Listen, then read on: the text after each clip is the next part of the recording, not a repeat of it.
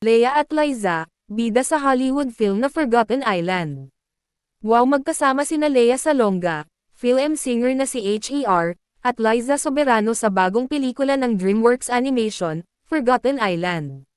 Sa article na lumabas sa The Hollywood Reporter, nabanggit sa story na kasama rin sa pelikula sina Dave Franco, Manny Jacinto, at Jenny Slate sa voice cast ng animated film na next year pa raw ipapalabas, September 25, 2026.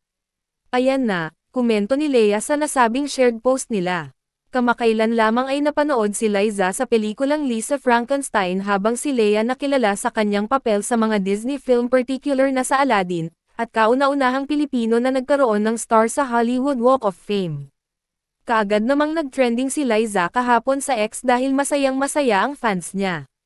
Matagal-tagal na nahimik si Liza matapos ang revelasyon niya tungkol sa mga naranasang pang-aabuso noong bata pa siya.